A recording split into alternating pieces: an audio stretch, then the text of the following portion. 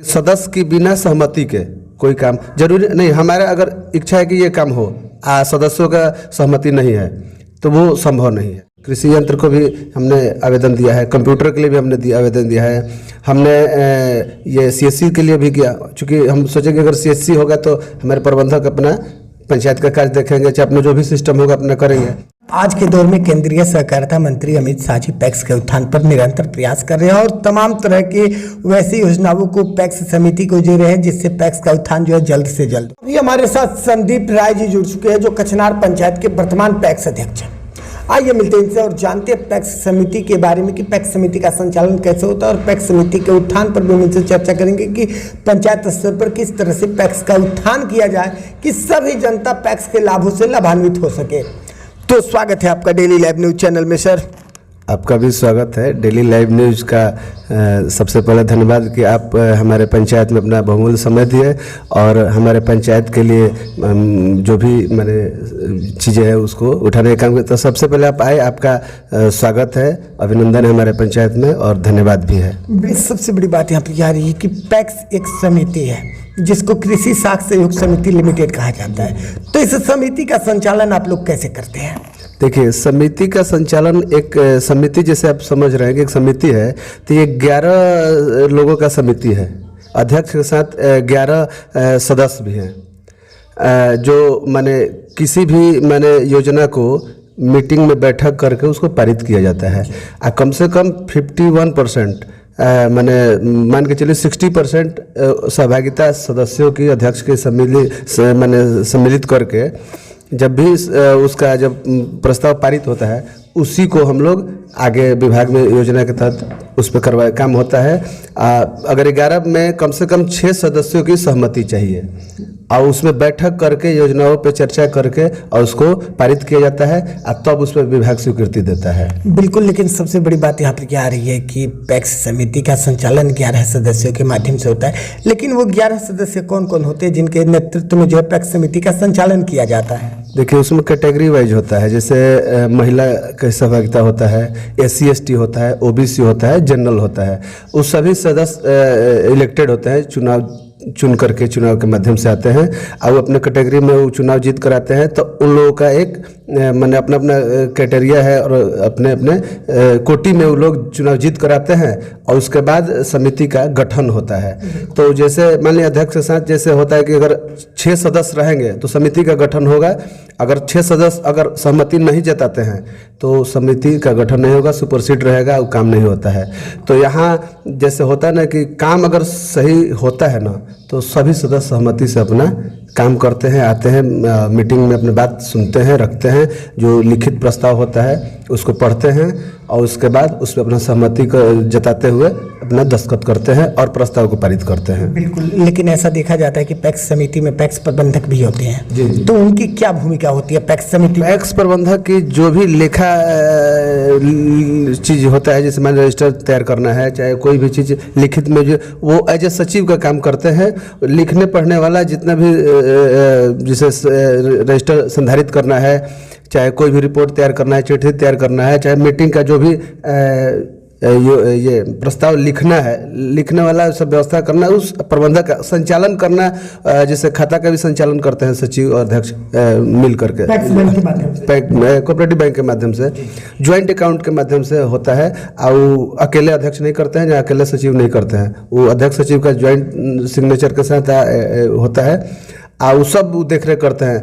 वो माने अधिकतर माने कार्यकलाप जो है प्रबंधक का ही होता है। अच्छा, सभी कार्यों में आपकी सहभागिता होती है और बिना अध्यक्ष के सहमति से कोई कार्य आगे नहीं जा पाता? जी नहीं, अध्यक्ष का तो है सहमति, तो सदस्यों का भी चाहिए, प्रबंधक का भी चाहिए, क्योंकि प्रबंधक भी हमारा अंग है हमारे समिति का। हालांकि लिखित में वो नहीं हो, वेतनभोगी होते हैं वो लोग, सरकार उस पर चर्चा कर रही है, लेकिन इसमें होता है कि सदस्य की बिना सहमति के कोई काम जरूरी नहीं। हमारा अगर इच्छा है कि ये काम हो, सदस्यों का सहमति नहीं है तो वो संभव नहीं है। चर्चा होती है, अगर जो सहमति होती है उसको मैंने योजना में लिया जाता है और उससे पे काम होता है। बिल्कुल, लेकिन ऐसा देखा जाता है कि पैक्स समिति के अंतर्गत हरित क्रांति के अंतर्गत ट्रैक्टर, टाली, रोटावेटर, कल्टीवेटर, हार्वेस्टर, एक तरह से कहा जाए तो कृषि यंत्र और कृषि उपकरण पैक्स समिति को दिया जाता है, तो वो क्यों मुहैया कराया जाता है पैक्स समिति को? ये एक बैंक, कृषि बैंक की स्थापना के तौर पर किया जाता है कि पैक्स को सुदृढ़ बना करके किसानों को लाभ पहुंचाने के लिए। इसके तहत अभी हमारे पंचायत में इस तरह का योजना नहीं था, लेकिन हमने प्रस्ताव ले करके आवेदन विभाग को दिया हुआ है पिछले 1 साल लगभग पहले। उस पर सरकार काम कर रही है, धीरे धीरे पैक्सों को मुहैया कर रही है। सीसोन प्रखंड में 3-4 पैक्सों को उपलब्ध कराया गया है और हमने भी आवेदन किया है कि हमारे भी किसानों के लिए दिया जाए, जिससे कि मैंने किसान लाभान्वित हो और पैक्स को मजबूत किया जाए, किसान उससे लाभ उठावे। आज के दौर में केंद्रीय सहकारिता मंत्री अमित शाह जी पैक्स के उत्थान पर निरंतर प्रयास कर रहे हैं और तमाम तरह की वैसी योजनाओं को पैक्स समिति को दे रहे हैं जिससे पैक्स का उत्थान जो है जल्द से जल्द हो। तो इस पर आपकी क्या राय है? देखिए, हमने कंप्यूटराइजेशन की जो सिस्टम चल रहा है उसमें भी हमने आवेदन दिया हुआ है। हमारा CSC सेंटर चाहे पैक्स के अंडर कंप्यूटरीकरण होगा, कंप्यूटर के हर चीज़ अपडेट करना है आपको। जैसे हम रजिस्टर मेंटेन करते हैं वैसे अब हर चीज़ अपडेट करना है आपको कंप्यूटर पे पर डे। तो हमारा सिलेक्शन भी हो गया है, सारा सिस्टम अब धीरे धीरे लगने वाला है, लग जाएगा। तो हर चीज़ का हम सिस्टमेटिक मैंने पालन करते हैं, प्रयास करते हैं कि जितना भी पैक्स को योजनाएं मुहैया कराई जा रही है उसमें हमारी सहभागिता हो। हमने तो कृषि यंत्र को भी हमने आवेदन दिया है, कंप्यूटर के लिए भी हमने आवेदन दिया है। हमने ये CSC के लिए भी किया, चूँकि हम सोचेंगे अगर CSC होगा तो हमारे प्रबंधक अपना पंचायत का कार्य देखेंगे, चाहे अपना जो भी सिस्टम होगा अपना करेंगे। हमारे प्रबंधक भी नौजवान हैं, उसमें पढ़े लिखे हैं। दूसरा चीज़ है कि हमने आवेदन किया है इसके लिए प्रधानमंत्री ये जो जन औषधि के लिए, जन औषधि के लिए हमने, हमारे यहाँ भंडारण की व्यवस्था नहीं थी। हमने व्यक्तिगत तौर पर एक 200 MT का गोदाम बना था भंडारण के लिए, जिसका पहुँच पथ नहीं है, पूर्व के समय में बना हुआ है, उस पर हम कुछ नहीं कहना चाहेंगे। तो हमको समस्या हो रही थी प्रथम वर्ष में ही, तो हमने अपने निजी व्यवस्था से एक गोदाम बनवाया 200 MT का, और गोदाम के लिए भी 1000 MT के गोदाम के लिए हमने आवेदन सरकार को दिया है कि हमारा पंचायत बड़ा है, उत्पादन क्षमता अधिक है, इसलिए भंडारण की समस्या है, इसके लिए एक गोदाम की व्यवस्था की जाए, उसके लिए भी हमने आवेदन किया हुआ है।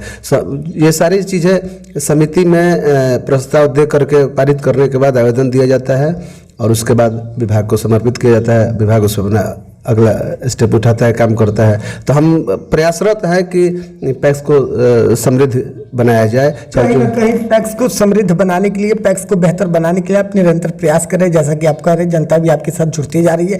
डेली लाइव न्यूज के माध्यम से आपको आपकी पंचायत की जनता भी देख रही है। आप पैक्स के दायित्व को लेकर और पैक्स के उत्थान को लेकर जनता से क्या कहना चाहेंगे?